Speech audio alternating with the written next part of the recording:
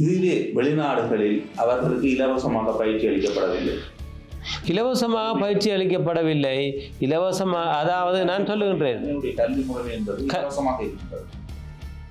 ஆகவே இந்த இலவசத்துடன் படித்து ஒருவர் வைத்தியராகி வந்தால் அவர் இந்த மக்களுக்கும் இந்த நாட்டுக்கும் சேவை செய்ய வேண்டும். அதற்கு ஒரு அளவு இருக்கின்றது. அதற்கு அவர்கள் நீங்கள் உண்மையில் சந்தோஷப்பட வேண்டும். அவர்கள் படித்துவிட்டு வந்து இந்த நாட்டில் இருப்பதே பெரும். ஏனெனில் அவர்கள் வைத்தியர்களை கடவுளுக்கு ஒப்பாக பார்த்தார்கள்.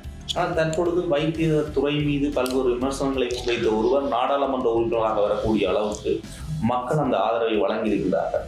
தனியார் துறைக்கு செல்கின்ற பொழுது மிக அதிகளவான பரிசோதனைகள் மேற்கொள்வதாக கட்டணங்கள் அறுவடை செய்யப்படுகின்றது. அதே போன்று அங்கு இரத்தம் ஏற்றுவதற்கெல்லாம் பணம் பெற்றுக் கொள்ளப்படுகின்றது. அந்த இரத்தங்கள் எவ்வாறு அவர்களுக்கு கிடைக்கின்றது, அவர்கள் பணம் பெற்றுக் கொடுத்துத்தான் அதனை பெற்றுக் கொள்கின்றார்களா என்ற கேள்விகள் இருக்கின்றது. அதனை கடந்து மருத்துவத்துறை இதுவரை காலம் இடம்பெற்ற தவறுகளுக்கு அல்லது தவறுகளாக சொல்லப்பட்ட விடயங்களுக்கு விசாரணைகள் முன்னெடுக்கப்படுவதாக மட்டும்தான் கூறப்படுகின்றது. அதனை கடந்து யாரும் தண்டனை கொடுக்கப்பட்டிருக்கின்றதா இதுவரை காலத்தில்? உங்களுக்கு நீங்கள் கேட்ட கேள்விகளுக்கு நான் அனைத்துக்கும் பதிலளிக்கின்றேன். மருத்துவ சேவையில் இருக்கின்றது, மருத்துவத்துறையில் எந்த தவறுகளும் கிடையாது, மக்கள் நிறைந்த சேவையை பெற்றுக் கொள்கின்றார்கள் என்பது உங்களுடைய புரிதல். மக்களிடம் குறைபாடுகள் இல்லையா? மக்களிடம் குறைபாடுகள் இருக்கின்றது. அவற்றை அனைத்தையும் மக்கள் செய்ய வேண்டிய பல விடயங்கள் இருக்கு. உதாரணமாக எந்த வைத்தியரும் மக்களை பேசவில்லையா, தகாத வார்த்தைகள் பயன்படுத்தவில்லையா, வைத்தியசாலையில் மாறி சிகிச்சைகள் இடம்பெறவில்லையா, மருத்துவ தவறுகள் இடம்பெறவில்லையா, கர்ப்பிணி பெண்கள் மரணமடையவில்லையா? நீங்கள் சரியான முறையில் தெளிவுபடுத்தல்கள் அந்த மக்களுக்கு அல்லது பாதிக்கப்பட்ட தரப்பினருக்கு கொடுக்கப்படுகின்றதா? உடனடியாக அவர்களுடைய ஆவணங்கள் வழங்கப்படுகின்றதா? அந்த இடங்களில் நடந்து கொள்ளுகின்ற முறைமை என்பது மருத்துவத்துறை நிர்வாகத்தின் மீது கேள்விகளையும் சந்தேகங்களையும் விமர்சனங்களையும் முன்வைப்பதற்கு ஒரு வாய்ப்பாக அமையும். ஒரு சில தவறுகள் ஏற்படலாம். தவறு ஏற்படும் நீங்கள் சம்பளம் அதிகரிக்கப்பட்டால் அவர்கள் தனியார் துறைக்கு போவதற்கான எந்த காரணமும் இருக்காது நான் நம்புகின்றேன். இலங்கையில் நீங்கள் மேலத்தைய நாடுகளோடு ஒப்பிட்டு அவர்கள் பெறுகின்ற சம்பளம் மிக குறைவு.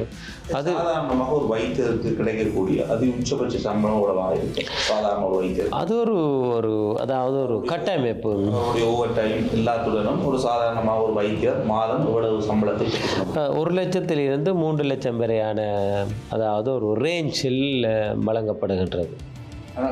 நீங்கள் அதே கேளுங்கள், ஒரு தனியார் கடை வைத்திருப்பவருடைய வருமானம் அவ்வளவு. சாதாரணமாக இந்த நாட்டினுடைய வருமானம் 5000 உழைக்க முடியாதவர்கள் இருக்கிறார்கள், 12000 உழைக்கின்றவர்கள் இருக்கிறார்கள், 10 லட்சம் 20 லட்சம் கோடிக்கணக்கு உழைக்கின்றவர்கள் இருக்கிறார்கள். ஆனால் அனைவரிடமும் வரி என்பது சம அளவில் அறுவடை செய்யப்படுகிறது. அது நீங்கள் அரசாங்கத்தை கேட்க வேண்டும். இந்த அரச கட்டமைப்புக்குள் இந்த மக்கள் இருப்பதனால்தான் இந்த வைத்தியர். அப்ப நீங்கள் என்ன மருத்துவத்தை தனியார் துறை ஆக்க வேண்டும் என்று கேட்கின்றீர்களா? இலவச மருத்துவத்தை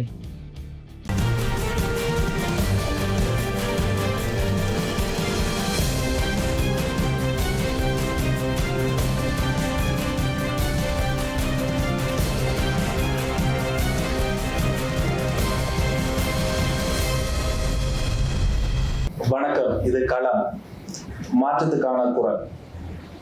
நாட்டில் தற்பொழுது ஒரு மிகப்பெரிய அனர்த்த நிலைமை இருக்கின்றது. இந்த அனர்த்தம் காரணமாக எப்படியான சுகாதார விளைவுகள் ஏற்படும் என்பது தொடர்பில் பேசிக் கொள்வதற்காக யாழ் போதனா வைத்தியசாலையின் பணிப்பாளர் வைத்தியர் சத்தியமூர்த்தி அவர்கள் நம்முடன் இணைந்திருக்கிறார். வணக்கம். வணக்கம். தற்பொழுது இந்த அனர்த்த நிலைமைகள் தொடர்பில் எப்படியான நிலைமையில் யாழ் போதனா வைத்தியசாலை தற்பொழுது இருக்கின்றது? சகல சிகிச்சைகளையும் நான் மேற்கொள்ளப்படுகின்ற சேவைகளையும் வழங்கக்கூடிய ஒரு சூழல் இருக்கின்றதா? எமது அனைத்து சேவைகளும் தொடர்ந்த வண்ணம் இருக்கின்றது. கடந்த 2 நாட்களாக சில பகுதிகள், அதாவது இருதய சிகிச்சை பகுதி மற்றும் சிசுக்களை பராமரிக்கின்ற பகுதிகளுக்குள் நீர் புகுந்தது. இருப்பினும் அது இன்று வடிந்து விட்டது. கடந்த 2 நாட்களாக அந்த சிகிச்சை பகுதியை மூடி நாங்கள் தற்காலிக இடம் ஒன்றில் இயக்கினோம். இது தவிர எமது அன்றாட கடமைகள் அனைத்தும் தொடர்ந்த வண்ணம் இருந்தது. குறிப்பாக நாங்கள் சத்திர சிகிச்சைகளை நாங்கள் பிற்போடுவதாக முதலிலே அறிவித்திருந்தோம். பின்னர் அதுவும் பிற்போடாமல், ஏனெனில் பல வைத்தியர்கள், தாதியர்கள் மற்றும் உத்தியோகத்தர்கள் வீடுகள் வசிக்கின்ற இடங்களிலும் பிரச்சனை இருந்ததனால் நாங்கள் அதை பிற்போடுவதாக அறிவித்திருந்தோம்.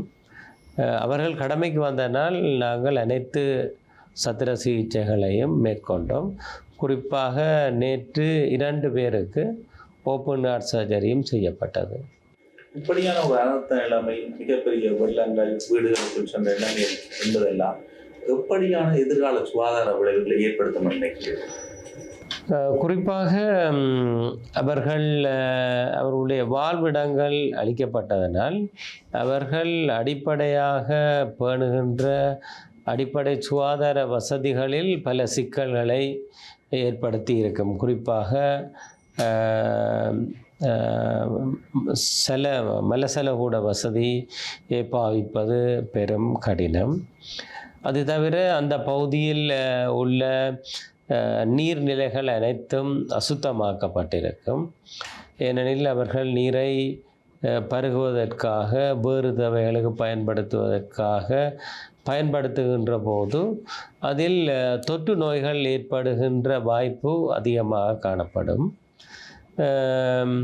இந்த நீர் வடிந்த பின்னர் நுளம்பின் பெருக்கம் அதிகரிக்கலாம்.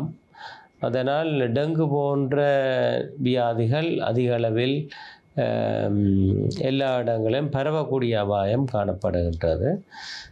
இக்காலப்பகுதியில் அவர்களுடைய போஷணை குறைபாடு மற்றும் அவர்கள் ஒரு வாழ்ந்த சமநிலை குழப்பப்பட்டிருப்பதனால் அவர்களுடைய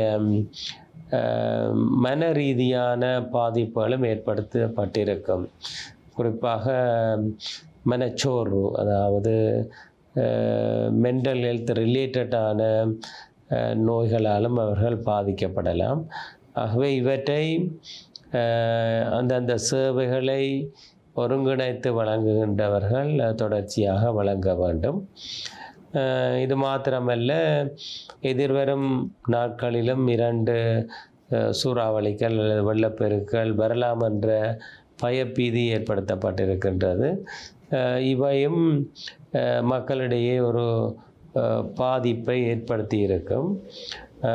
இது தவிரவும் அவர்கள் இக்கால பகுதியில் திட்டமிட்ட பல விடயங்களை நிறைவேற்ற முடியாமல் போயிருக்கும்.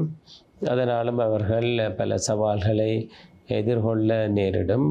இவை அனைத்தும் அவர்களுடைய உளச்சுகாதாரம் மற்றும் உடற்சுகாதாரம் இவற்றை பாதிப்பதனால் நாங்கள் எதிர்காலத்தில் அதிகரித்த நோயாளிகளை வருவார்கள் என நாங்கள் கூறுகின்றோம். அதற்காக நாம் மேம்பாட்டு வசதிகளுக்கான ஆயத்தங்களை செய்ய வேண்டி இருக்கின்றது.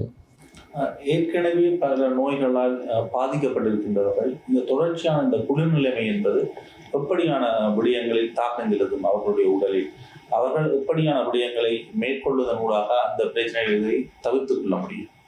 கடுமையான குளிர் அல்லவா? ஆமாம், குறிப்பாக வயோதிபர்கள், சிறு குழந்தைகள், அவர்கள்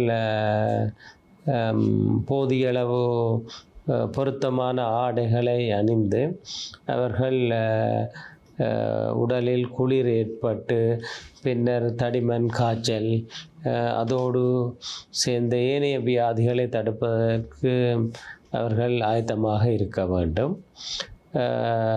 இருப்பினும் இந்த மழை, இந்த வெள்ள நிலைமை சீரடைந்து சூரிய ஒளி பட்டால் அவர்கள் அதிலிருந்து விடுபடலாம். ஆகவே அவற்றை எதிர்பார்த்து இருக்கின்றோம்.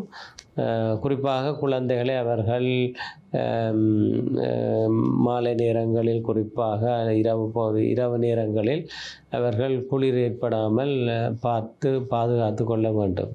யாழ் போதனா வைத்தியசாலை எப்படிப்பட்ட விழிப்புணர்வுகளை இந்த நேரத்தில் மேற்கொள்ள வேண்டும் என்று நினைக்கிறேன்? யாழ் போதனா வைத்தியசாலையை பொறுத்தளவில் நாங்கள் எப்போதும் ஒரு அவசர சிகிச்சைக்காகவும் மிக சிக்கலான நோய்களோடு எல்லோரும் இங்கே நாடுகின்றபடியினாலும் அதிக அளவில் நாங்கள் அவசர சிகிச்சை, ஆபத்தான சிகிச்சைகள், சத்திர சிகிச்சைகள், உயிரை காப்பாற்றுகின்ற செயற்பாடு, குறிப்பாக ஐசியூ போன்ற விடுதிகளில் வைத்திருக்கின்ற இருதய உதாரணம், ஹார்ட் அட்டாக் வரலாம். இந்த காலப்பகுதியில் இந்த பகுதியில் வருகின்ற போது அவர்களிடையே நாங்கள் அதிக அளவு கவனத்தை செலுத்துகின்றோம். இங்கே வருகின்ற நோயாளிகள் வருகின்ற போது கூடுதலாக நாங்கள் அவர்கள் இந்த நோய் தடுப்பு முறைகள் பற்றி கூறுகின்றோம். பிராந்திய சுகாதார சேவை பணிமனை மற்றும் இந்த தடுப்புகளுக்கு பொறுப்பானவர்கள் வீடுகளுக்கு சென்று மற்றது இடம்பெயர்ந்த இடங்களுக்கு சென்று மக்களுக்கு அறிவுரை கூற வேண்டும். நேற்றைய தினம் குறிப்பாக நாங்கள் 3 நலம்புரி நிலையங்களுக்கு சென்று நாங்கள் இந்த காலப்பகுதியில் சுகாதாரமாக எப்படி இருப்பது என்பது பற்றி கூறியிருக்கின்றோம். பொதுவாக நாங்கள் இந்த நேர்காணலிலூடாக பொதுமக்கள் அவர்கள் சுகதோகியாக இருக்கின்ற விடயங்கள் பற்றி நான் இங்கே கூறியிருக்கின்றேன். அவர்கள் நிறைய உணவு எடுக்க வேண்டும், சுத்தமான நீரை பருகுவது அல்லது பாவித்து கொள்வதற்கான வழிகளை அவர்கள் கையாள வேண்டும்.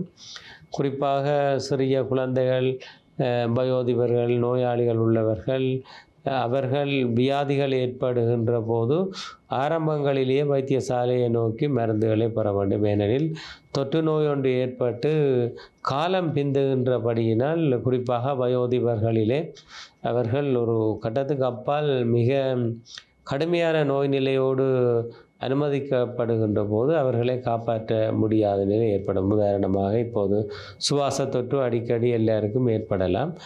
பல நாட்கள் சுவாச தொற்று ஏற்பட்டால் நிமோனியா போன்ற காய்ச்சல்கள் வரக்கூடுமாக. அவற்றை தவிர்ப்பதற்கு அவர்கள் அடிப்படையான சுகாதார வசதிகளை கையாளுவதோடு சிகிச்சை ஆரம்ப நாட்களிலேயே பெற்றுக்கொள்ள வேண்டும்.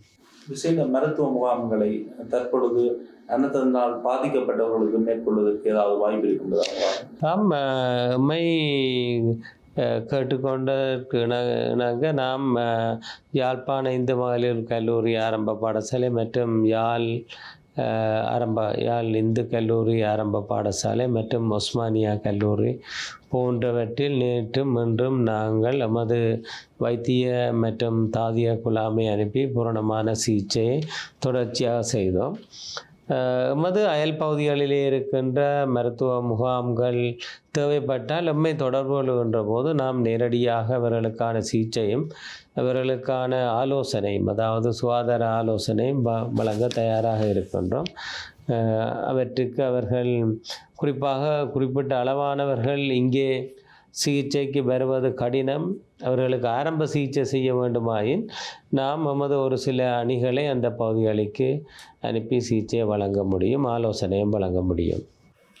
தற்பொழுது இந்த நீர் புகுந்த விடயம் என்பது நகரத்திலும் கிராமத்திலும் அனைத்து வீடுகளுக்கும் இருக்கின்றது. அதே போன்று யாழ்ப்பாண வைத்தியசாலைக்குள்ளும் உங்களுடைய கட்டிடங்களுக்குள் நீர் நின்றிருந்தது. இதற்கு மிக பிரதானமான காரணம் என்ன நினைக்கின்றேன்? பிரதானமான காரணம் நான் நினைக்கின்றேன், குறிப்பாக நல்லூர் பகுதியிலிருந்து நீர் விரைவாக ஆரியகுளத்தை வந்தடைய வேண்டும். ஆரியகுளத்தை வந்தடைந்த நீர் வைத்தியசாலைக்கு அருகாமையில் செல்லுகின்ற இந்த வாய்க்காலினூடாக பண்ணை பகுதியை விரைவாக அடைந்து செல்ல வேண்டும். ஆகவே இதற்கு பொருத்தமான சில இடங்களில் தடங்கள் காணப்படுகின்றன. உதாரணமாக நல்லூர் பகுதியிலிருந்து விரைவாக ஆரியகுளத்துக்கு நீர் வர வேண்டும். அதில் ஒரு சில இடங்களில் தடுப்பு ஏற்பட்டாலும் அது முற்றுமுழுதாக தடை. அவ்வாறே இந்த ஆரியகுளத்துக்கு வந்த நீரும் பல பாலங்கள், சிறிய சிறிய பாலங்கள், வீதிகளின் உட்புறங்களின் ஊடாக பண்ணை பகுதி அடைய வேண்டும். நான் இது விடயமாக நேற்று முழுமையாக பார்வையிட்டேன். பல இடங்களில் இந்த நீர் செல்லுகின்ற வாய்க்காலின், அதாவது பாதைகள் போட அகலம் கூட்டப்பட வேண்டும், உயரமும் கூட்டப்பட வேண்டும். இது ரெண்டும் பல இடங்களிலே தெளிவாக நான் ஏற்கனவே கூறியிருக்கின்றேன். இவற்றை விரைவாக செய்து முடிக்க வேண்டும். அது வைத்தியசாலைக்கு அருகாமையில் காணப்படுகின்ற பாலங்களிலும் அது காணப்படுகின்றது. ஏனெனில் எமக்கு அருகில் கடல் இருக்கின்றது. கடல் நீர் இங்கே வரவில்லை. கடல் நீர் உட்புகுத என்று போய் சொல்ல முடியாது. நீரை விரைவாக அனுப்புவது, நீர் வந்து உதாரணமாக அது புவியீர்ப்பு விசை அல்லது கிராவிட்டி. நாங்கள் ஒரு பாதையை காட்டிவிட்டால் மிக விரைவாக போகும். அந்த பாதைக்கு தடங்களை ஏற்படுத்தக்கூடாது. சட்டவிரோதமான கட்டிடங்கள் மற்றும் கட்டடங்கள் கட்டுகின்ற பொழுது அந்த கால்வாய்களை மறைத்து மதில்கள் கட்டப்பட்டது. இவ்வாறான விடயங்களோட மிகப்பெரிய பொருட்கொள்ளாக இருந்தது. இது பற்றி தகுந்த சம்பந்தப்பட்டவர்கள் நீங்கள் கட்டாயம் ஆளுநர் கூட கூறியிருக்கின்றார், அந்த கட்டடங்கள் உடைக்கப்பட வேண்டும், இதுவரை காலமும் பேசி இருக்கின்றோம், இனி வருகின்ற காலத்தில் நடவடிக்கை எடுக்க வேண்டும் என்றெல்லாம் கூறியிருக்கின்றார் நேற்றைய கூட்டமாக. அது ஒரு முக்கியமான கூற்று. நாங்கள் இது ஒரு தெளிவான எங்களுக்கு ஒரு சமிஞ்சை, அதாவது இந்த புயல் நம்ம பகுதியை நோக்கி நகரவில்லை அன்று பெய்த மழை மாதிரி திடீரென இன்னும் இந்த திசை நோக்கி இருந்தால் யாழ்ப்பாணத்தில் மிக கடுமையான மழை பெய்திருக்கக்கூடும். அவ்வாறு பெய்திருந்தால் லட்சக்கணக்கானவர்கள் நாங்கள் இன்னும் கடுமையான சிரமங்களை எதிர்நோக்க வேண்டி வரும். நாங்கள் எதற்காக இந்த கட்டிடங்களை கட்டினோமோ அந்த கட்டிடம் இடிந்து விழக்கூடிய அபாயம் ஏற்படும். எதற்காக வீடுகளை கட்டினோமோ சட்டவிரோதமாக அந்த வீடுகள் அனைத்தும் இல்லாமல் போகும். எதற்காக பாலங்களை அமைத்து நாங்கள் மிக இலகுவாக பிரயாணிக்கின்றோமோ அந்த பாதைகளும் இடிந்து இல்லாமல் போகும். இதை நாங்கள் செய்யாத விடத்து இயற்கை உடைத்து கொண்டு போகும். அது தற்காலிக கட்டிடங்களாக இருக்கலாம், சட்டவிரோதமான கட்டிடங்களாக இருக்கலாம், பாலங்களாக இருக்கலாம், பாதைகளாக இருக்கலாம். இவற்றை நாங்கள் அதாவது ஆரம்பத்திலே மழை பெய்கின்ற போதே விரைவாக செல்ல விட வேண்டும். இந்த நீர்மட்டம் ஒரு அளவை அதிகரிக்கின்ற போது அது பாரிய தாக்கங்களை ஏற்படுத்தும். உதாரணமாக ஸ்பெயின் போன்ற நாடுகளில் ஏற்பட்ட இந்த விளைவு நமக்கு ஒரு நல்ல பாடமாக இருக்க வேண்டும். இதுவும் நல்ல பாடமாக இருக்க வேண்டும். குறிப்பாக இந்த உலகத்திலே ஏற்படுகின்ற காலநிலை மாற்றங்களுக்கு ஏற்றவாறு நாங்கள் அதில் மிகவும் அவதானமாக இருக்க வேண்டும் என்றே நம்புகின்றேன். யாழ்ப்பாணத்தில் இருக்கின்ற புத்திஜீவிகள் அல்லது படித்தவர்கள் அதிகமாக வாழப்படுகின்ற என்று சொல்லப்படுகின்ற இடங்கள் தான் இந்த நீர், சட்டவிரோத கட்டிடங்கள், சட்டவிரோதமாக கட்டப்பட்ட மதில்கள் இருக்கின்றது. இது ஒட்டுமொத்தமாக இந்த சமூகத்தை பிரதிபலிக்கின்றது அல்லவா? சுயநலம் கொண்ட மிக ஒரு ஆட்சி அதிகாரத்தில் இருப்பவர்களை கூட தங்களுடைய சுயநலத்துக்காக அவர் பயன்படுத்துகின்றார். அதிகாரம் தன்னுடைய வேலையை அந்த இடத்தில் செய்யவில்லை. இது ஒட்டுமொத்த சமூகத்தின் பாதிப்பாக மாறுகின்றது அல்லவா? என்னை பொறுத்தளவில் யாரிடம் சட்டம் இருக்கின்றதோ, யாருக்கு பொறுப்பு கூறல்கள் இருக்கின்றதோ அவர்கள் இது ஒரு வலுவான சந்தர்ப்பம். உதாரணமாக 2009ஆம் ஆண்டு வவுனியாவிலே டெங்கு நோய் தாக்கம் ஏற்பட்டு சுமார் 19 இறப்புகள் ஏற்பட்டது. அப்போது இருந்த ஆளுநர் இந்த டெங்குவை கட்டுப்படுத்துவதற்காக எங்களுக்கு நீங்கள் தேவையான நீர் தேங்கி இருக்கும் கான்கள் போன்றவற்றை உடைத்து விடும்படி ஒரு ஆணையை வழங்கியிருந்தார். அப்போது குப்பைகளை அகற்றுவதற்கும் இந்த டெங்கு நுளம்பு பரவலை இல்லாத பல வழிகள் கையாளப்பட்டு டெங்கு நோய் கட்டுப்பாட்டுகள் கொண்டு வரப்பட்டது. இங்கும் அப்படித்தான். நீங்கள் யார் என்ன நீங்கள் அவர்கள் மீது விரல்களை நீட்டுகின்றீர்களோ அவர்கள் இப்போது நாங்கள் விட்ட பிள்ளைகளையும் திருத்திக் கொள்ள வேண்டும். ஆனால் இனி ஒரு காலமும் பிள்ளைகளும் விடக்கூடாது.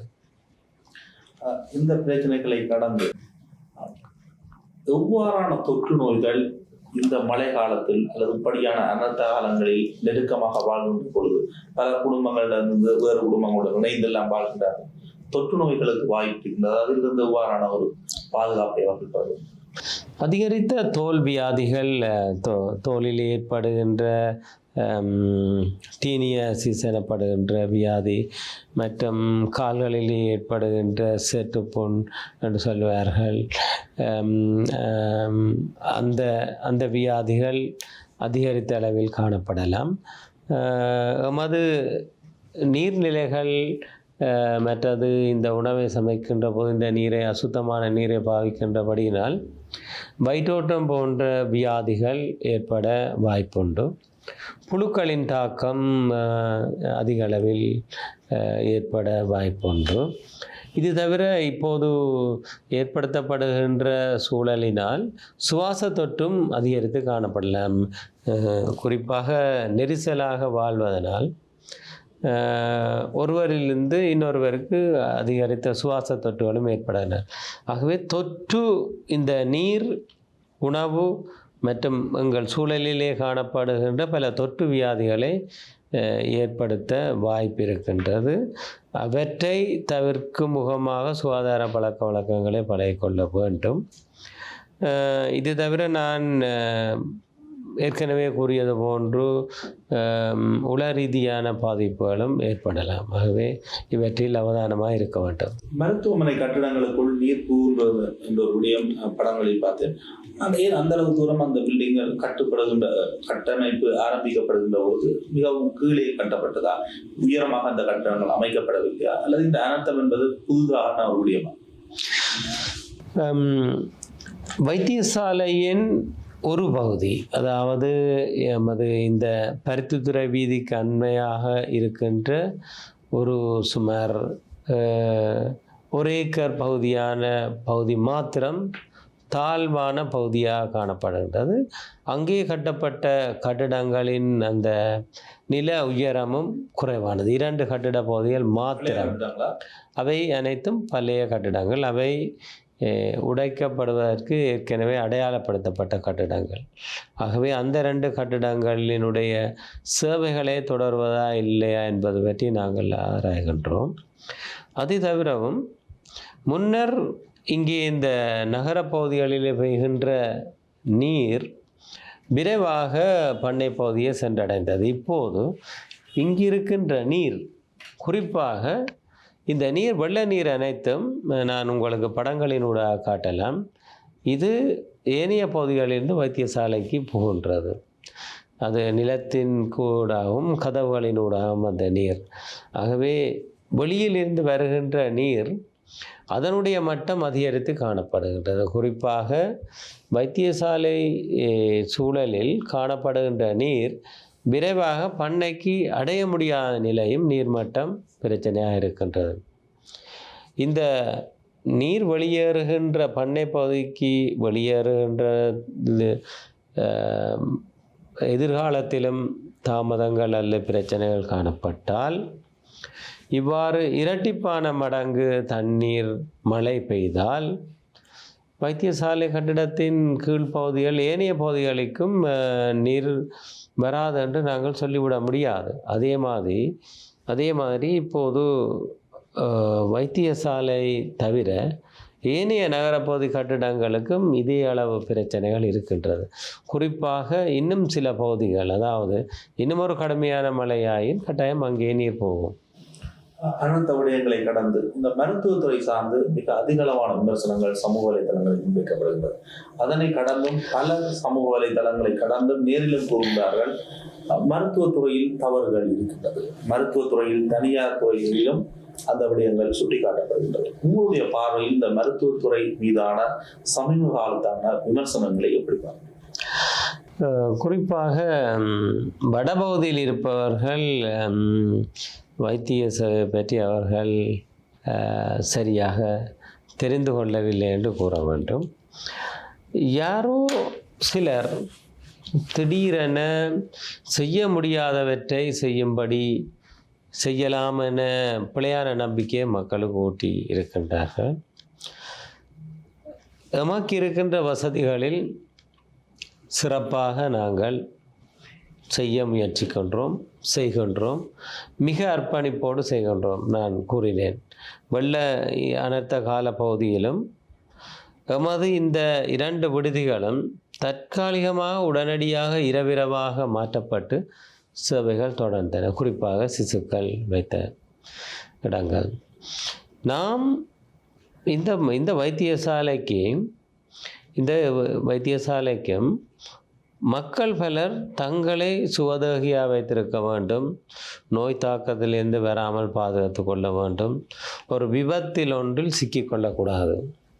ஆனால் இங்கு அதிகரித்த அளவில் வருகின்ற நோயாளிகள் எல்லாருக்கும் நாங்கள் எல்லாவற்றையும் கொடுக்க முடியாத நிலை ஏற்படும். இப்போது உதாரணமாக 1350 படுக்கைகள் பற்றாக்குறை இருக்கும், பற்றாக்குறைகள் பிரச்சனை. நீங்கள் சொல்லுகின்ற போது மருத்துவத்திலே ஒரு சில இடங்களில் தவறுகள் ஏற்பட்டிருக்கலாம், பிழைகள் விட்டிருக்கலாம். ஒரு சில இடங்களில், பெரும்பாலான நேரங்களில் மிகவும் அவதானமாக வேலை செய்ய வேண்டும் என்ற ஒரு முயற்சியில் தான் இருக்கின்றோம். எம்மை பொறுத்தளவில் இங்கே வடபகுதியிலே அனைத்து சேவைகளும் வழங்கப்படும். இங்கே ஓப்பன் ஹார்ட் சர்ஜரி செய்யலாம். இங்கே வடபகுதியில் உள்ளவர்களுக்கு கட்ராக்ட் சர்ஜரி, வேறு மாநிலங்களில் வட மாநிலத்திலே எல்லா மாவட்டங்களிலும் கட்ராக்ட் சர்ஜரி இந்த வருடம் செய்து முடிக்கப்பட்டிருக்கின்றது. இங்கே ஒருவர் இருதய நோய் காரணமாக அட்மிட் பண்ணால் நாங்கள் உடனடியாக அவர்கள் 1 மாதத்துக்குள்ளே ஆஞ்சியோகிராம் செய்யலாம். நீங்கள் இதை நீங்கள் கண்டியிலே கேட்டால் 5 வருடம் காலம் சொல்லுவார்கள். கொழும்பில் கேட்டாலும் இது பல மாதங்கள் நடிக்கும். இங்கே விரைவாக ஆஞ்சியோகிராம் செய்யலாம், ஸ்டெண்டிங்கை போடலாம். நாட்டின் ஏனைய புத்தளத்திலிருந்து வருகிறார்கள், அண்டாபுரமிலிருந்து வருகிறார்கள், அம்பாறையிலிருந்து வருகின்றார்கள். ஏனெனில் இந்த பகுதியில் இந்த வைத்திய சபையில் இருக்கின்றன. வடபகுதியில் இருக்கின்றவர்கள் பலர் வைத்திய சேவையை தங்கள் அது வைத்தியசாலையிலேயோ அல்லது தனியார் மருத்துவம் விரைவாக சென்று பெற்றுக்கொள்ளக்கூடிய வசதிகள் இருக்கின்றது. ஆனால் இப்போது மக்களுடைய மனநிலை பிழைகளை கண்டுபிடிக்க வேண்டும். அதில் அவர்கள் மிக ஆர்வமாக இருக்கின்றனர். அடிப்படை காரணங்களாக என்ன இருக்கின்றது? உங்களுக்கு அந்த விமர்சனங்கள் தெரிந்திருக்கும். என்ன காரணத்துக்காக அந்த விமர்சனங்கள் முன்வைக்கப்படுகின்றது? விமர்சனங்கள் வைப்பதற்கு வைத்தியசாலைகள், சிறிய சிறிய வைத்தியசாலைகளும் இருக்கின்றன. அங்கே அந்தந்த இடங்களில் ஏற்பட்ட குறைபாடுகளும் காரணமாக இருக்கலாம். அதற்கு அப்பால் இலங்கையை பொறுத்தளவில் இலங்கை ஏற்பட்ட பொருளாதார பின்னடைவு, வைத்தியர்கள் பலர் இந்த சேவையை விட்டு வெளியேறியமை, பலர் கடந்த 3-4 வருடங்களாக ஆளணிகள் உரிய அளவில் அந்த இடங்களுக்கு அதாவது நியமிக்கப்படாமல் எல்லாம் ஒரு காரணமாக இருக்கலாம். அப்படி இருந்தும் பொதுமக்களிடையே இப்போது அதிகரித்த அறிவும் ஒரு காரணமாக இருக்கலாம். இரண்டாவது, குழப்பங்களை ஏற்படுத்தி விட்டதும் ஒரு காரணமாக இருக்கலாம். அதாவது அதிகரித்த குழப்பங்கள். எல்லோரும் முகநூலினூடாக அல்லது வாட்ஸ்அப் குரூப்பினூடாக விடயம் தெரியாமலே கதைக்கின்றார்கள். அண்மையில் கூட ஒரு வயோதிபர்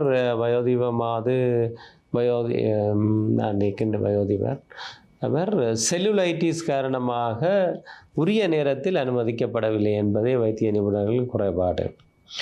அதை தனிப்பட்டவர்களின் பெயரை சொல்லி ஒன்றுமே தெரியாதவர்கள் விமர்சனங்களில் ஈடுபடுவது அது ஒரு மிகவும் பாதகமான செயற்பாடு. அது வைத்தியர்கள், தாதியர்கள் ஏனையோரும் மனச்சோர்வு ஏற்படுத்தும். இங்கே இருக்கின்றவர்கள் இந்த விமர்சனம் செய்பவர்கள் எல்லாரும் அவருடைய உறவினர் ஒருவர் டாக்டராக கட்டாயம் இருக்கணும், அவருடைய உறவினர் ஒருவர் தாதியராக இருக்கணும், அவருடைய க்ளோஸ் ஃப்ரெண்ட் ஒரு ஆள் டாக்டராக இருக்கணும். அவர்கள் நேரடியாக அதை அவர்களுக்கு சொல்ல வேணும். அப்படி கேட்டால் அவர்கள் மாறாக அவர்கள் ஏதோ ஒரு வழியில் சிகிச்சைகளோ வசதிகளை பெற்றுக்கொள்கிறார்கள். ஒருவருக்கு பிரச்சனை என்று சொல்லுகின்ற போது அலசி ஆராயாமல் கடுமையான முறைப்பாடு, இப்போது அதொரு அளவுக்கு அதிகமான முறைப்பாட ஆகிவிட்டது. யார் அந்த உருவாக்கினார்களோ அவர்களுக்கு இந்த விளைவு ஏற்படும். யாழ்ப்பாணத்தில் வைத்தியர்களை கடவுளுக்கு ஒப்பாக பார்த்தாங்க. ஆனால் தற்பொழுது வைத்திய துறை மீது பல்வேறு விமர்சனங்களை முன்வைத்த ஒருவர் நாடாளுமன்ற உறுப்பினராக வரக்கூடிய அளவுக்கு மக்கள் அந்த ஆதரவை வழங்கியிருக்கின்றார்கள். தனியார் துறைக்கு செல்கின்ற பொழுது மிக அதிகளவான பரிசோதனைகள் மேற்கொள்வதாக கட்டணங்கள் அறிவிப்பு செய்யப்படுகின்றது. அதே போன்று அங்கு இரத்தம் ஏற்றுவதற்கெல்லாம் பணம் பெற்றுக் கொள்ளப்படுகின்றது. அந்த இரத்தங்கள் எவ்வாறு அவர்களுக்கு கிடைக்கின்றது, அவர்கள் பணம் பெற்று கொடுத்துத்தான் அதனை பெற்றுக் கொள்கின்றார்களா என்ற கேள்விகள் இருக்கின்றது. அதனை கடந்து மருத்துவத்துறை இதுவரை காலம் இடம்பெற்ற தவறுகளுக்கு அல்லது தவறுகளாக சொல்லப்பட்ட விடயங்களுக்கு விசாரணைகள் முன்னெடுக்கப்படுவதாக மட்டும்தான் கூறப்படுகின்றது. அதனை கடந்து யாரும் தண்டனை கொடுக்கப்பட்டிருக்கின்றதா இதுவரை காலத்தில்? உங்களுக்கு நீங்கள் கேட்ட கேள்விகளுக்கு நான் அனைத்துக்கும் பதிலளிக்கின்றேன். நீங்கள் உலகில் யாரும் எந்த நிலையும் அடையலாம் சொல்லுவார்கள். 1000 பொய் சொல்லி ஒரு கல்யாணம் நடத்தலாம். 1000 போய் சொல்லி யாரும் ஒரு பதவியை பெற்றுக்கொள்ளலாம். அது எங்களுடைய அதை அதை பெற்றுக்கொள்ளுகின்றவர் அல்லது வழங்குபவர்கள் அதுக்கு பொறுப்பு. இரண்டாவதாக, இங்கே தனியார் மருத்துவமனைகள் இயங்குகின்றன. ஆனால் உண்மையில் நீங்கள் அனைவரும் ஒரு நாள் வாருங்கள், யாழ் போதனா வைத்தியசாலையில் என்ன நடக்குது என்று நாங்கள் உங்களுக்கு விளக்கமாக கூறுகின்றோம். இங்கே 1350 படுக்கைகளும் இருக்கின்றன. வசதி வாய்ப்புள்ளவர்கள் தனியார் மருத்துவமனைக்கு போக வேண்டும். எங்களுக்கு அதாவது 4 மணிக்கு பிறகு இங்கே இருக்கின்ற வைத்தியர்களும் அங்கே கடமையாற்றலாம் என்று சட்டத்தில் இடம் இருப்பதனால் நாங்கள் ஒன்றையும் அதில் பார்க்க இயலாது. இது வடக்குக்கு வெளியேயும் அல்லது உலகத்தில் எல்லா இடங்களிலும் நடைபெறுகின்றது. தனியார் மருத்துவமனைகளுக்கும் இந்த இரத்த வங்கியானது இலங்கை பூராகும் இதுதான் வழி. அதாவது அயலிலே இருக்கின்ற மருத்துவமனைகள், தனியார் மருத்துவமனைக்கு அந்தந்த பகுதிகளிலே இருக்கின்ற ரீஜனல் பிளட் பேங்க் அங்கிருந்து இரத்தம் வழங்கப்பட வேண்டும். அந்த இரத்தம் வந்து அதாவது மத்திய இரத்த வங்கியின் கண்காணிப்பின் கீழ் அது வழங்கப்பட வேண்டும். அது எங்களுடைய கடமை. ஆனால் இரத்தத்தை விற்க முடியாது. இரத்தம் நாங்கள் ஒருவரிடம் நாங்களும் வாலண்டியர்ஸ்லேருந்து இரத்தத்தை பெற்றுத்தான் செய்ய வேண்டும். சிகிச்சைக்கு போகின்றவர்கள் தனியார் மருத்துவமனையில் அது பற்றி அவர்கள் தெரிந்து கொள்ள வேண்டும். அவர்கள் இந்த இரத்தத்துக்கு அதாவது அது பிளட்டை வந்து விற்பனை செய்ய முடியாது என்பதை அவர்கள் தெரிந்து கொள்ள வேண்டும். ஆகவே இது எங்களுடைய அதாவது சட்டத்தில் சுகாதார அமைச்சின் கடமை நிமித்தம் தனியார் மருத்துவமனை இரத்தம் கேட்கின்ற போது நாங்கள் வழங்குகின்றோம். நான் நினைக்கின்றேன் யாழ்ப்பாணத்திலே 4 தனியார் மருத்துவமனைக்கு எமது இரத்த வங்கியிலே இரத்தத்தை கொடுக்கின்றோம். அது நாங்கள் கட்டாயம் செய்ய வேண்டும். இது கொழும்பிலே நடைபெறுகின்றது, எந்த மாவட்டங்களே நடைபெறுகின்றது. பொதுமக்கள் விற்பனை செய்ய முடியுமா? அதனை மக்களிடம் அதற்காக ஒரு கட்டணத்தை அறவீடு செய்ய முடியுமா? உண்மையில்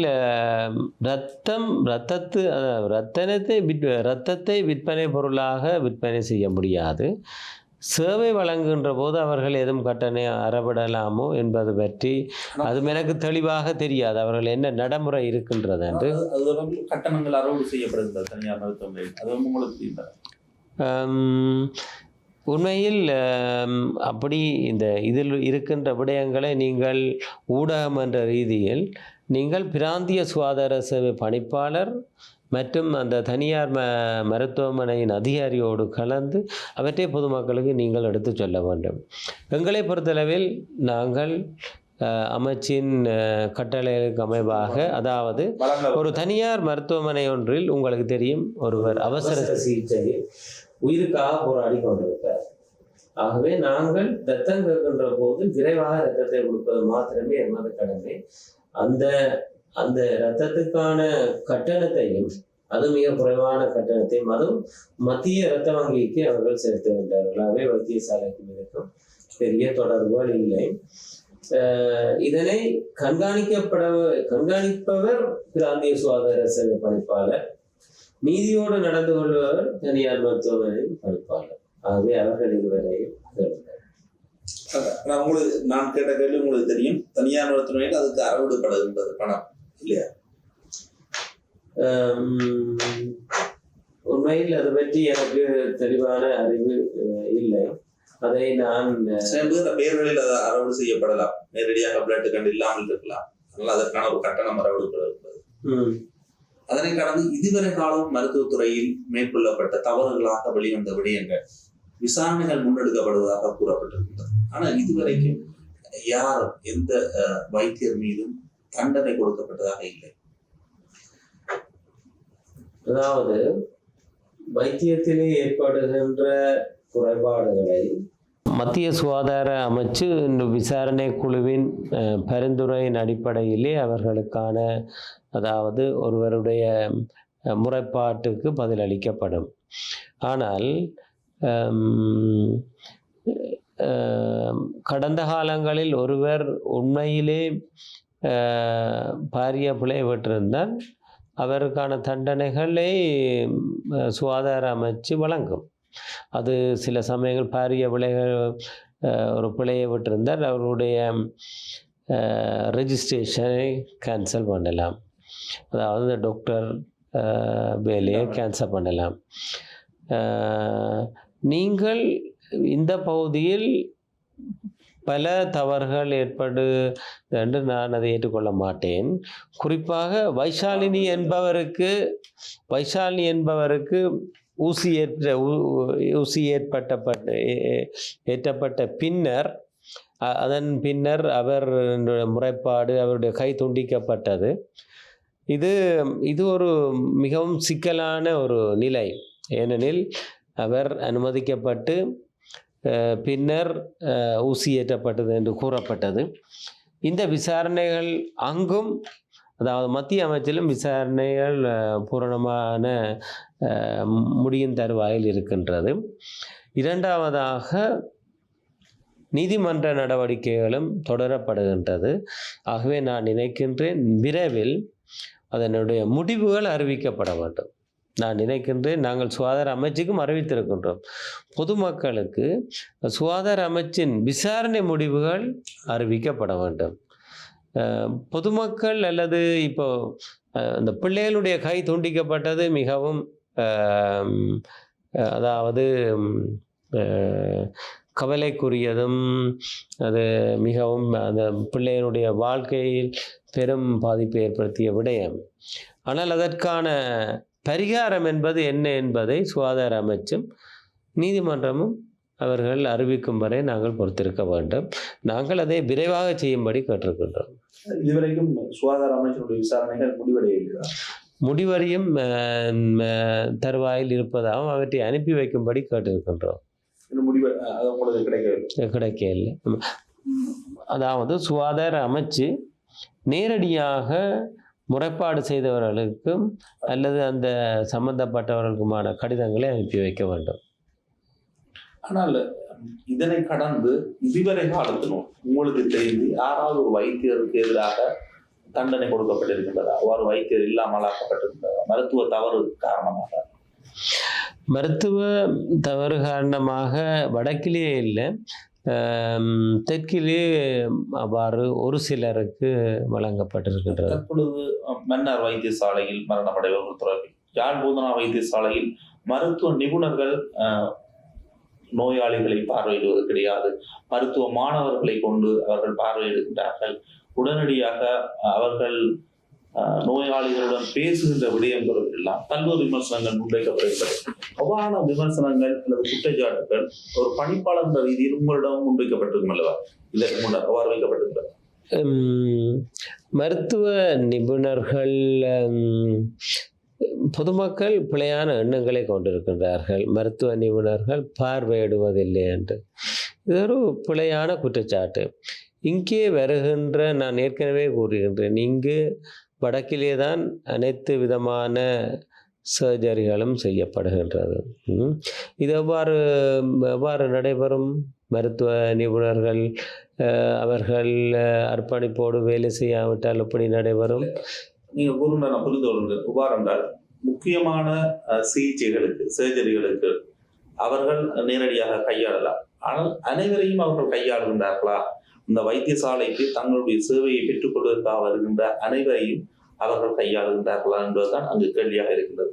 முக்கியமான சிகிச்சையின் பொழுது அவர்கள் கையாண்டிருக்கலாம். அது வெற்றி பெற்ற சிகிச்சை. வைத்திய நிபுணர்களுக்கு சில கடமைகள் இருக்கின்றன. வைத்திய நிபுணர்கள் அவர் தனக்கு கீழ் இருக்கின்ற வைத்தியர்கள், தாதியர்கள், ஏனைய பயிற்சியில் இருக்கின்றவர்களோடு, அதாவது உங்களுக்கு தெரியும் ரெஜிஸ்ட்ரார், சீனியர் ரெஜிஸ்ட்ரார்ஸ் என்றதாவது அதாவது விசேட பயிற்சிக்காக இருக்கின்றவர்களோடு கடமைகளை நிறைவேற்றுவதுதான் அவர்களுடைய தொழில். ஒரு சத்திர சிகிச்சைக்காக வருகின்ற ஒருவரை கட்டாயம் நிபுணர் தான் செய்ய வேண்டும் என்று இல்லை. அவருடைய மேற்பார்வை, அவர் கட்டாயம் கீழே இருக்கின்ற வைத்தியரை ட்ரெயின் பண்ணி அவரை செய்ய விட வேண்டும். அவரை அருகிலே இருந்து பார்க்க வேண்டும், சற்று அப்பால் இருந்து பார்க்க வேண்டும். அவர்களுக்கு அந்த வேலையை பழக்க வேண்டும். இது அவர்களுடைய கடமை. இங்கே பயிற்சி புரிந்து கொள்வதற்கு, பழகுவதற்கு நாங்களா கிடைத்தோம் எங்களுடைய உயிர் அல்லது நாங்கள் அந்த மருத்துவ நிபுணரை நம்புகின்றோம், ஆனால் பழக வந்த மாணவர்களை நம்ப முடியுமா என்ற அடிப்படையில் தான் விமர்சனம். மாணவர்கள் இங்கே அதாவது சத்திர சிகிச்சையை மேற்கொள்வதில்லை. அது நீங்கள் வடிவாக தெரிந்து கொள்ள வேண்டும். மாணவர்கள் அவர்களை பரிசோதனை மாத்திரம் செய்வார்கள். யாழ் போதனா வைத்தியசாலை இட்டவரை எமது இங்கே பிரதான கூடத்தில் 8 சத்திர சிகிச்சைகள் விடுதிகள் சத்திர சிகிச்சை அறைகள் இருக்கின்றன. அதை விட இன்னும் 3 இடங்களில் இருக்கின்றன. இவற்றில் ஒன்றிலும் அதாவது பயிற்சியை பெறுகின்ற மாணவர்கள் மருத்துவ விடமா நீங்கள் வடிவாக தெளிவாக விளங்கிக் கொள்ளணும். நீங்கள் எதுவும் பிழையான செய்தி இல்லாமல் ஃபைனல் இயர் படிக்கும் வரையும் அதாவது 3rd MBBS ஃபைனல் MBA அவர்கள் எந்த விதமான சத்திர சிகிச்சையும் செய்ய மாட்டார்கள். சத்திர சிகிச்சை பார்வையிடுவார்கள். ஆனால் எமது வைத்தியர்களாகிய பின்னர் அவர்கள் போஸ்ட் கிராஜுவேட் ட்ரைனிங் அதாவது சர்ஜனாக வாரதுக்குரிய ட்ரைனிங் அல்லது வைத்திய நிபுணராக வருவதற்குரிய ட்ரைனிங் இருக்கிறவர் கட்டாயம் அவர்கள் இந்த பயிற்சியை செய்தே ஆக வேண்டும். அவ்வாறு இல்லாவிட்டால் நீங்கள் கேட்கின்ற கேள்விக்கு மறுபலமாக யோசித்து பார்ப்போம். இன்று இருக்கின்ற வைத்திய நிபுணர் 60 வயதிலே போய்விடுவார். இப்போ இன்று இருக்கின்ற ரெஜிஸ்ட்ரார் சீனியர் ரெஜிஸ்ட்ரார் அவர் இந்த பயிற்சியை பெறாமல் இந்த சர்ஜரியை செய்யாவிட்டால் 60 வயதுக்கு பிறகு ஒருத்தரும் சர்ஜன் இருக்க மாட்டார்கள். அவர்கள் கட்டாயம் பயிற்சி காலத்தில் அவர்கள் சர்ஜரியை செய்வதற்கான பயிற்சி வழங்கப்படும். ஆனால் அது முற்று முழுதாக பாதுகாப்பானதாக செய்யப்படுகின்றது என்பதை எமது வைத்திய நிபுணர் பார்த்துக்கொள்வார்கள். அவர்களால் தவறு ஏற்படாத வகையில்தான் பயிற்சிகள் வழங்கப்படுகிறது. விமர்சனங்கள் அவ்வாறு தவறு இடம்பெறுகின்றது என்பதுதான் விமர்சனங்களாக முன்வைக்கப்படும். இது தவறு ஏற்பட இங்கே உள்ள மக்கள் மக்கள் எல்லோரும் வைத்திய நிபுணர்கள் நேரடியாக சிகிச்சை செய்ய வேணும் என்று எதிர்பார்க்கிறார்கள். எல்லோரும் டாக்டர் பேரானந்த ராஜாவிடம் காட்ட வேணும், எல்லோரும் டாக்டர் சுதர்சன் பார்க்க வேணும், சர்ஜரி செய்ய வேணும். அதே மாதிரி பல பெயர்களை சொல்லி நேரே வருகின்றார்கள். இது அதிகரித்த ஒரு அழுத்தம் அவர்களுக்கு. உண்மையில் அவர்கள் அவ்வாறு செய்ய முடியாது. அவர்களுக்கு இப்போ உதாரணமாக இங்கே இருக்கின்ற ஒரு வைத்திய நிபுணர் சத்திர சிகிச்சை நிபுணர் அவர் யூகேயில் இருந்தால் அவர் ஒரு நாள் 4 சர்ஜரி செய்தால் காணும். மிச்சாக்கள் எல்லாரையும் செய்யாமல் விடலாம். ஆனால் இங்கே அவர்கள் செய்கின்ற நம்பர் ஆஃப் சர்ஜரிஸும் அதிகம். இது தவிர அவருக்கு கீழ் இருக்கின்றவர்களும் செய்கின்ற சர்ஜரிகளும் அதிகம். ஆகவே இங்கே இருக்கின்றவர்களுக்கு அதிகளவான வேலைகள் இருக்கின்றது. அவற்றை செய்ய வேண்டும். இந்த நடைமுறையை அதாவது அதிகரித்த விமர்சனங்கள் குழப்பங்கள் காரணமாக எதிர்காலத்தில் நமக்கு ஒரு பயம் அதாவது காணப்படுகின்றது. எதிர்காலத்தில் பல சத்திர சிகிச்சைகள் நாட்கணக்காக பின்னால் செல்லக்கூடிய வாய்ப்பு இருக்கின்றது. வைத்தியர் வெளிநாடு சென்றால் வைத்திய நிபுணர்களுக்கு இவ்வாறு தொல்லைகளை வழங்கினால் இந்த வைத்திய நிபுணர்களை தனியார் வைத்தியசாலையில் நேரடியாக அவர்களிடம் காட்டி அந்த சிகிச்சையை பெற்றுக்கொள்ள முடிகிறது. அரச வைத்தியசாலையில் தான் நிவாரண பிரச்சனை இருக்கின்றது. அதற்கு காரணம் இப்போ நீங்கள் ஒரு வைத்திய சத்திர சிகிச்சை நிபுணர் எடுத்தால் இங்கே அவரிடம் பதியப்பட்ட 500 பேர் சத்திர சிகிச்சையாக காத்திருக்கின்றார்கள். ஆனால் ஒரு தனியார் வைத்தியசாலையில் ஒரு 5 பேர் இருப்பார்கள். அந்த 5 பேருக்கு அவர் விரைவாக பார்த்து விடுவார். இங்கே இருக்கின்ற 500 பேரையும் அதாவது அவர்கள் பதியப்பட்ட ஒழுங்கில் தான் செய்ய வேண்டும். இளைஞர் குடிமகனாக பாருங்கள், ஒரு மருத்துவம் என்பது ஒரு பணம் இருக்கின்றவர்களுக்கு உடனடியாக கிடைக்கக்கூடியதாகவும் அவ்வாறு இல்லை என்றால் வேறு மாணவர்களுக்காக அல்லது அது சார்ந்த தகுதியுடைய மாணவர்களாக அது பார்வையிடுகின்ற முறை என்பது இந்த நாட்டுக்கு ஆரோக்கியமானதா? அதற்கு மக்கள் மிகவும் வறுமையில் இருக்கின்றார்கள். இந்த நாட்டில் இருக்கின்ற பொருளாதாரத்தில் மிகப்பெரிய சலுகைகள் வைத்தியர்களுக்கு கொடுக்கப்படுகின்றது. அது தவறு. நீங்கள் ஒரு பிழையானது. இங்கு வைத்தியர்களுக்கு சலுகைகள், வைத்தியர்களுடைய சம்பளம் மிக குறைவு. இங்கே வைத்தியர்களாக இருப்பவர்கள் அவர்கள் பெறுகின்ற சம்பளத்தை விட அவர்கள் இங்கே தனியாக ஒரு சின்ன பெட்டி கடை வைத்திருக்கிறவர்களுடைய வருமானம் கூட. அரச பல்கலைக்கழகம் வைத்தியர்களுக்கு மாத்திரமில்லை, அதுவும் பிழையான கூற்று. நீங்கள் ஏதாவது பல்கலைக்கழகத்தில் படித்திருக்கிறீங்களா? பல்கலைக்கழகங்கள் நீங்கள் வைத்தியர்களுக்கு மாத்திரம், அது ஒரு பிழையான கூற்று. ஏனெனில் பல்கலைக்கழகங்கள் இங்கே பயிற்றுவிக்கின்ற பல்லாயிரம் மாணவர்களில் இலங்கை மாணவர்கள் மருத்துவ மாணவர்களும் ஒரு சிலர். சரிதானே? அதாவது ஒரு பகுதியினர் இருக்கிறார். ஆனால் மருத்துவ மாணவர்களுக்கு ஒதுக்கப்படுகின்ற நிதி என்பது இந்த நாட்டு மக்கள் மருத்துவ மாணவர்களுக்கு மாத்திரமல்ல, பல்கலைக்கழகங்களுக்கு. ஆம், பல்கலைக்கழகங்களிலே இங்கே எத்தனையோ தனியார் துறையில் இருக்கின்ற பலர் கடைகளை வைத்திருக்கலாம், தனியார் கட்டட வேலைகளில் ஈடுபட்டிருக்கலாம். அவர்கள் எல்லாம் அரசாங்க காசில் படிக்கவில்லையா? அவர்களே இலவசமாக வீடுகளை கட்டி கொடுக்கக்கூடாது, அவர்களே இலவசமாக ரோட்டு போட்டு கொடுக்கக்கூடாது. என்னுடைய கேள்வி என்னென்றால், இதுவே வெளிநாடுகளில் அவர்களுக்கு இலவசமாக பயிற்சி அளிக்கப்படவில்லை. இலவசமாக பயிற்சி அளிக்கப்படவில்லை. இலவசமாக, அதாவது நான் சொல்லுகின்றேன், கல்வி முறை என்பது இலவசமாக இருக்கின்றது.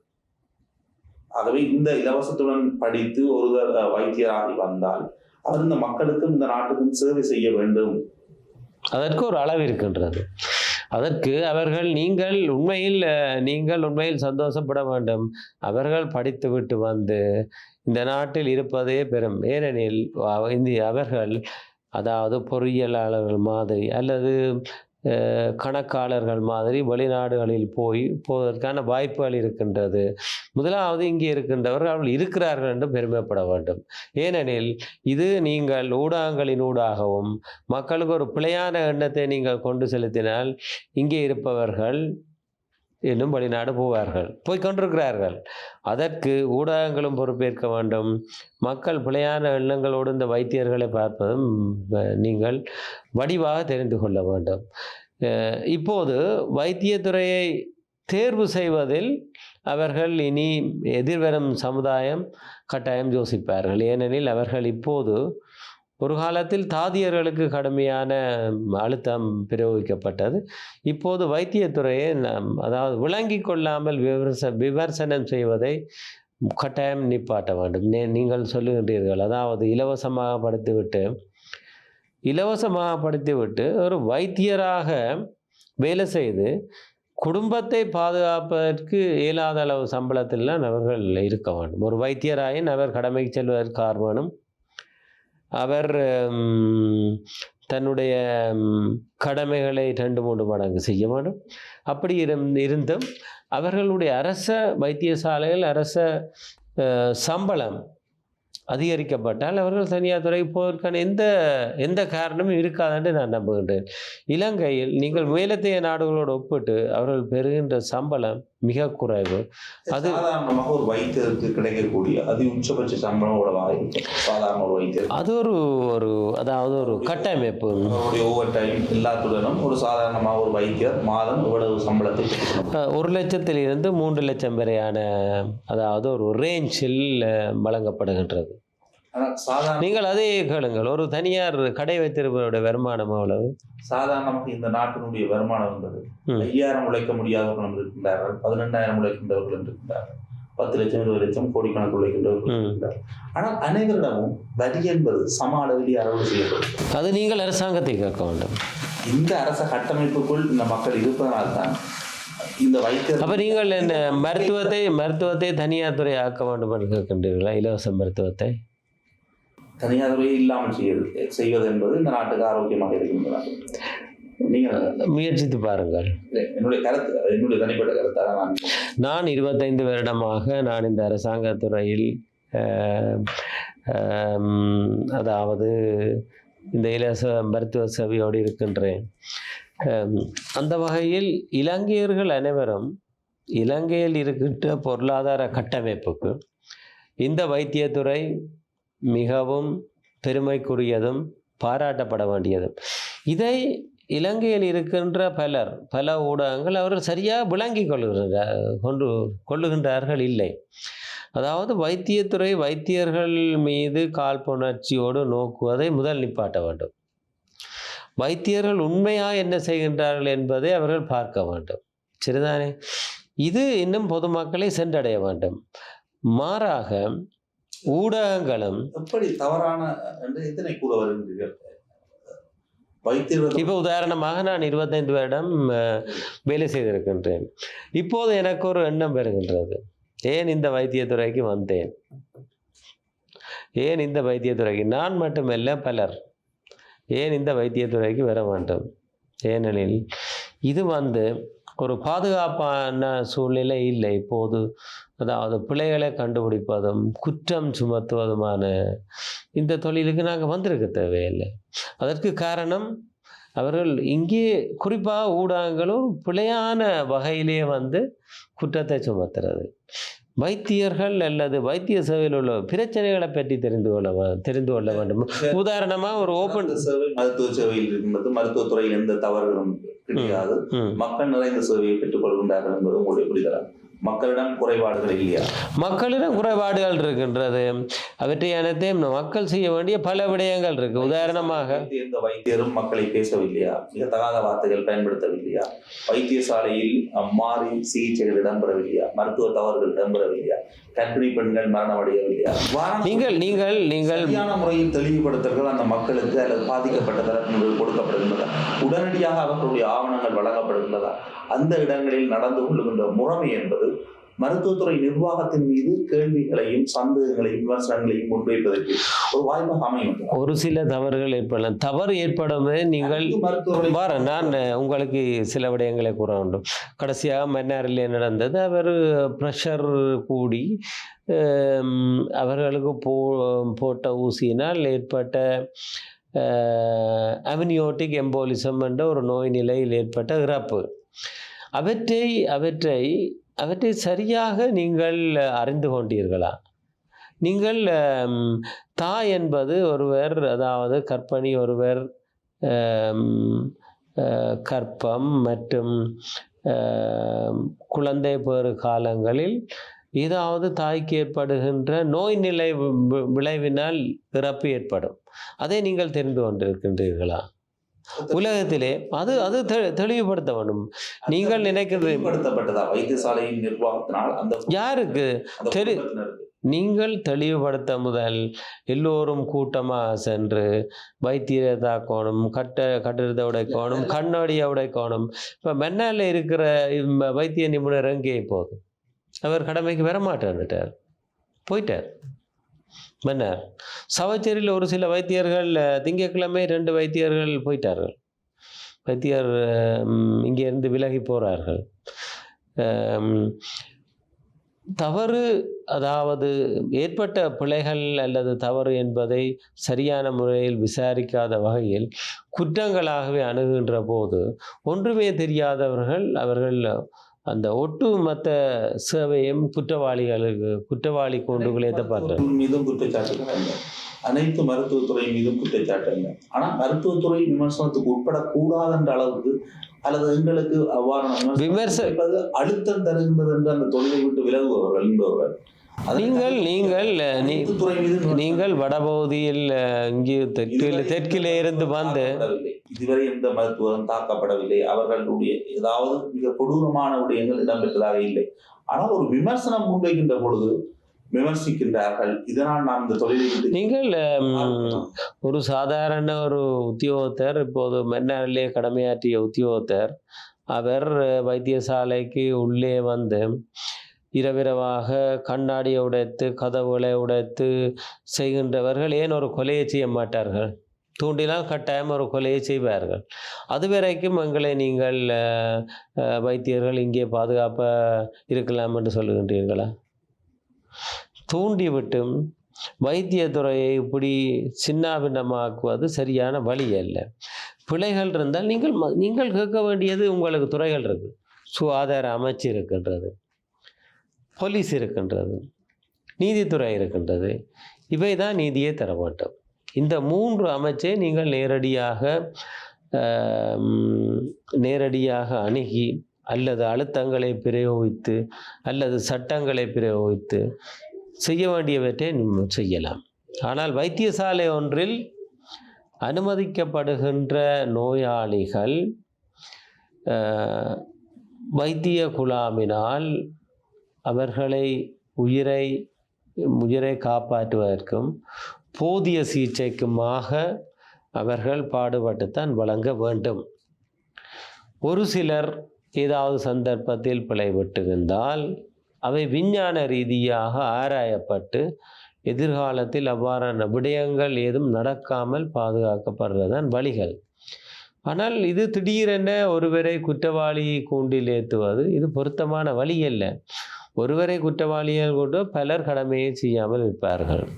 இந்த மருத்துவத்துறையை சார்ந்த மருத்துவர்களை சில குற்றச்சாட்டுகளை முன்வைத்திருக்கின்றார்கள். அதனை கடந்து உங்களுக்கு தெரியும், நீதிமன்றம் செல்வது, போலீஸுக்கு செல்வது, அல்லது சுகாதார அமைச்சுக்கு செல்வது எல்லாம் இந்த நடைமுறையில் இந்த நாட்டில் பொருத்தமா? இந்த நாட்டில் ஒரு ஆட்சி மாற்றம் ஏற்பட்டிருக்கின்றது, அனைத்தும் தவறாக இருக்கின்றது, அதனை சரி செய்வோம் என்பதற்காக மக்கள் ஆணை வழங்கி இருக்கின்றார்கள். அப்படித்தான் புதிய அரசாங்கம் கூறுகின்றது, ஜனாதிபதி கூறுகின்றார், அமைச்சர்கள் கூறுகின்றது. ஆக இந்த நாட்டில் மாற்றம் என்பது ஒரு பேஜாகத்தான் இருக்கின்றது. அதன் பின்னர் மக்கள் ஆணையாகத்தான் அந்த மாற்றம் சாத்தியப்படுகின்றது. விமர்சனம் செய்ய முடியாது, விமர்சனம் செய்வது ஒரு தவறு என்ற அடிப்படையில் அனைவரும் கருதுவார்களாக இருந்தார். அரசியல்வாதிகளுக்கு எவ்வளவு அழுத்தம் இருக்கின்றது, போலீஸ் துறையில் எவ்வளவு அழுத்தம் இருக்கின்றது, நீதித்துறை மீது எவ்வளவு அழுத்தம் இருக்கின்றது, எவ்வளவு விமர்சனங்கள் இருக்கின்றது, அனைத்து தரப்பினர் மீதும் இருக்கின்றது. போலீஸ் இந்த நாட்டின் பாதுகாப்பை வழங்குகின்றது மக்களுக்கு. அதே போலீஸ் மீது லஞ்ச குற்றச்சாட்டுகள் எந்த அளவு தூரம் இருக்கின்றது. ஆனால் ஒரு எங்கள் மீது விமர்சனம் முன்வைக்க முடியாத, அது எங்களுக்கு அழுத்தமாக இருக்கின்றது, அதனால் நான் மருத்துவத்துறையை விட்டு செல்கிறேன் என்றால் அது இல்லை. ஆக்கபூர்வமான விமர்சனத்தை வைக்க வேண்டும் கட்டாயம். ஆக்கபூர்வம். உதாரணமாக தென் பகுதியிலே இருந்து வந்த வைத்தியர், சாவச்சேரியில் தங்கியிருந்த பெண் வைத்தியர், அவர் இந்த அசம்பாவிதம் நிகழ்ந்த காலங்களிலே அவர் தனக்கு மிக பதட்டமாக இருக்கின்றது, வைத்தியசாலையை சுற்றி பலர் கூட்டமாக இருந்ததால் உயிர் ஆபத்து ஏற்படும், ஆகவே தான் அங்கே கடமையாற்றுவது கடினம் என்று இரவிரவாக தங்களுடைய பெற்றோர்களை கூப்பிட்டு வைத்தியசாலையை விட்டு வெளியேறினார்கள். அவ்வாறு பலர் வெளியேறுகின்ற போது அங்கே அனுமதிக்கப்பட்ட நோயாளிகளை யார் பார்ப்பது? ஆக்கப்பூர்வமான விமர்சனமா வைத்தியசாலைக்கு பூந்து அடாவடித்தனம் செய்வது? மருத்துவத்துறையில் இடம்பெறுகின்ற தவறுகள் தொடர்பில் ஏன் மருத்துவத்துறையினால் ஒரு சரியான முடிவை கொடுக்க முடியாது? சரியான முடிவை கொடுக்க முதல் நீங்கள் குறிப்பிட்டிருந்தீர்கள் கை அகற்றப்பட்ட விவகாரம், சிறுமியின் அந்த விவகாரம் இடம்பெற்று எத்தனை நாட்கள்? மக்கள் நம்ப முடியுமா இந்த விசாரணை ஒரு சுயாதீன விசாரணை என்று? மிக தாமதிக்கப்படுகின்ற நீதி மறுக்கப்படும் நீதிக்கு ஒப்பானது. சமூகம் என்பது மிக விரைவாக அந்த நீதியை எதிர்பார்க்கின்றது. ஒரு பிள்ளையினுடைய எதிர்காலம் கேள்விக்குட்படுத்தப்பட்டிருக்கிறது. இன்று வரை விசாரணை அறிக்கை வெளிவரவில்லை. இது விசாரணை அறிக்கை வெளிவந்தால் தண்டனை கிடைக்கும் என்பது அல்ல. இது நீதிமன்றம் செல்ல வேண்டும், நீதிமன்றத்தில் வழக்கு நிலுவையில் இருக்கும். ஆகவே இப்படிப்பட்ட சிஸ்டம் தான் இந்த நாட்டில் இருக்கின்றது. நீங்கள் எவ்வாறு உங்கள் மீதான விமர்சனத்துக்கு இந்த சிஸ்டத்தை காரணம் என்று கூறுகின்றீர்களோ, உங்களை பாதுகாப்பது இதே சிஸ்டம் தான். உங்களை என்று நான் அனைத்து மருத்துவர்களும் தவறானவர்கள் என்ற அடிப்படையில் கூறவில்லை. தவறானவர்கள் இல்லை என்று கூறிவிட முடியாது. யாராவது தவறானவர்கள் இருக்கலாம். அவர்கள் நீங்கள் சொல்லுகின்ற எதிராக அனைத்து வைத்தியர்களும் போராடுகின்றார்கள் இல்லை. தவறும் இடம்பெற்றால் மருத்துவ அதிகாரிகள் சங்கமோ அல்லது மருத்துவர்களுக்கான அமைப்புகளோ அதுகளோட ஒரு தெளிவுபடுத்தலை வழங்குவது கிடையாது. சரியான தவறிழைத்தவர் ஒருவருக்கு எதிராக இப்போ நாங்கள் எல்லாரும் சேர்ந்து தான் இருக்கிறோம். பிழையான எண்ணங்களை கொண்ட ஒருவருக்கு எதிராக நாங்கள் உங்களுக்கு எதிராக விமர்சனம் வைத்து அவர் அது நீதிமன்றத்தில் இருக்கின்றது. அது தொடர்பில் நீங்கள் வழக்குகளை போட்டிருக்கின்றீர்கள். நீங்கள் கூறுவது நான் நினைக்கின்றேன் சாவச்சேரி வைத்தியசாலை வைத்திய இல்லை, நாங்கள் அவர் தனியான ஒரு நபர்களை கூறவில்லை. அதாவது வைத்திய கடமைகளுக்கு எதிராக அல்லது தன்னுடைய அன்றாட வைத்தியத்துக்கு, அதாவது தன்னுடைய தான் படித்த படிப்புக்கும் சட்டத்துக்கும் எதிராக இருக்கின்றவர்களை மருத்துவர்கள் எவர்களும் அவர்கள் ஏற்றுக்கொள்வதில்லை. மறைமுகமாகவோ நேரடியாக பாதிக்கப்பட்ட மக்கள் சார்ந்து இத்தனை வைத்தியர்கள் ஏதாவது வழக்கு தொடுத்திருக்கிறார்கள். பாதிக்கப்பட்ட மக்கள் இந்த வைத்தியசாலையானது இவ்வாறு நடந்துவிட்டது, இவ்வாறு பிரச்சனை இருக்கின்றது, பெற்றோர்கள் சிலர் கூறுகின்றார்கள் தங்களுடைய கோப்பிகளை தரவில்லை, தராமல் தான் என்னுடைய மகள் மரணமடைகின்ற பொழுது என்னுடைய கோப்பிகள் அனைத்தையும் பெற்றுவிட்டார்கள். இவ்வாறான விமர்சனங்கள் எல்லாம் இருக்கின்றது. நீங்கள் தெளிவாக மன்னர் வைத்தியசாலை பற்றி நான் கூற முடியாது. போதனா வைத்தியசாலையில் அவ்வாறான ஒரு குற்றச்சாட்டுகள் இதுவரைக்கும் இடம்பெறவில்லை. வைத்தியசாலையிலே ஏற்பட்ட குறைபாடுகள் காரணமாக சில விடயங்கள் கூறப்பட்டு அவை பல விடயங்கள் அவர்களுக்கு மக்களுக்கு தெளிவுபடுத்தப்பட்டு அவர்களுக்கு பரிகாரம் வழங்கப்பட்டிருக்கின்றது. நாங்கள் செய்கின்ற சிறிய சிறிய விடயங்களை நாங்கள் எல்லோரும் வெளியில் கூறுவதில்லை. அது நீங்கள் தெளிவாக தெரிய வேணும். ஒவ்வொரு விடயங்களையும் நாங்கள் ஊடகங்களுக்கு கூறுவதில்லை. நாங்கள் பலரை தண்டித்திருக்கின்றோம். பலர் தண்டிக்கப்பட்டிருப்பார்கள். அவருடைய பெயர்களை நாங்கள் கூறுவதில்லை. அது கூறுவது வளமை அல்ல. அது எல்லோரும் தெரிந்திருக்க வேண்டும். இவ்வளவு நேரம் இந்த நேர்காணலில் பல்வேறு கருத்துக்களை பரிமாறியதற்கு மிக்க நன்றி. நன்றி. இவ்வளவு நேரம் இந்த நேர்காணலை பார்த்து கொண்டிருந்த உங்களுக்கு நன்றி, வணக்கம்.